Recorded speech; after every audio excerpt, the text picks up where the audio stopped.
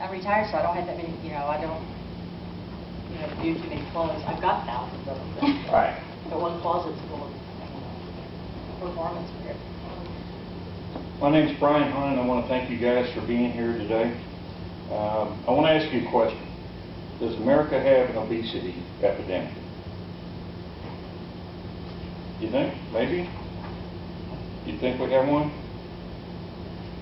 You think we have one? Yes. That's what they say.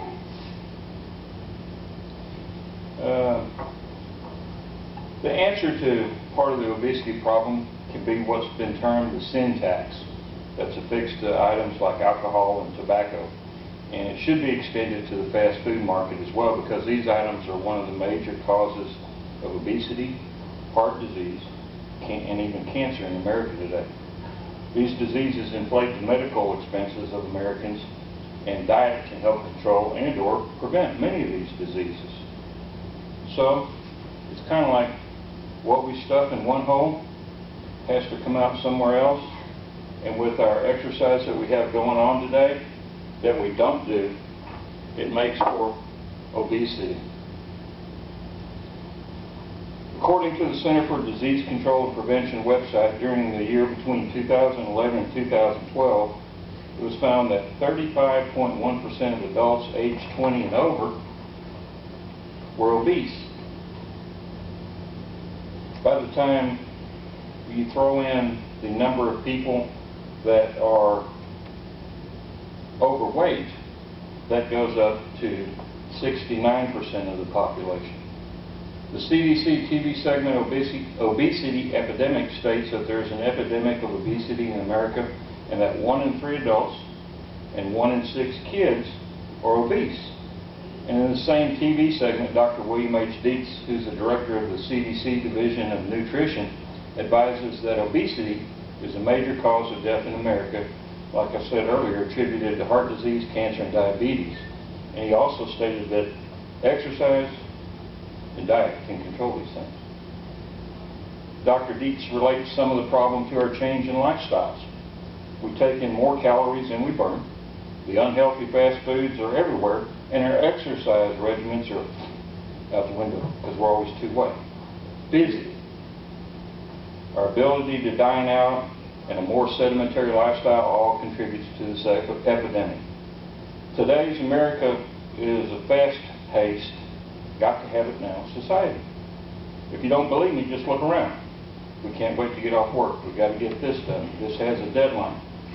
Or, better yet, if you don't believe me, just try driving the speed limit on the freeway when you're going home today and watch what happens.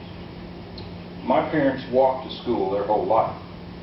When I was in school, either mom took me, I rode a bicycle, I caught the bus, or my senior year in high school, I was fortunate enough to have a car to drive myself to school.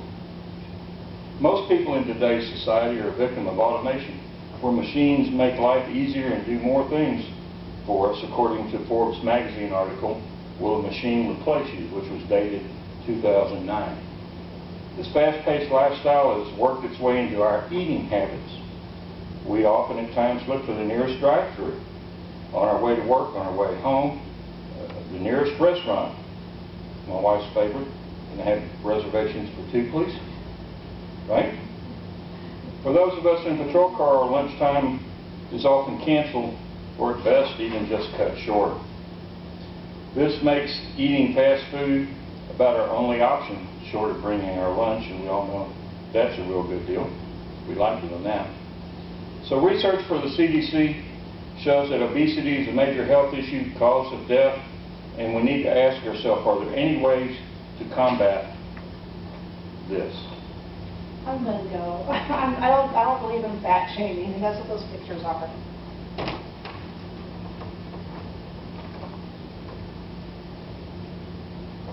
One way to combat this problem is by imposing the sin tax on fast foods and restaurant dining that is placed on tobacco and alcohol products.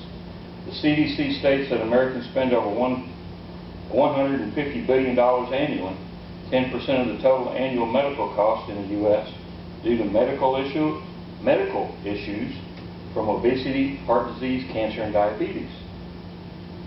So this is where we end up at when we don't have a quality diet and exercise. We look at those who smoke and say that they are voluntarily harm themselves and that they need to pay more attention or pay more to help cover medical costs associated with their diseases. Why shouldn't this same strategy apply to us with unhealthy lifestyles? According to Robert W. Wood in his Forbes magazine article, Sin Taxes Just Need Another Name, dated January 15th of 2013, taxes on cigarettes and alcohol fight and lower health costs. Studies in London, England's drive tax was lowered traffic jams and pollution, and a tax on sodas would create revenue to fight and reduce obesity.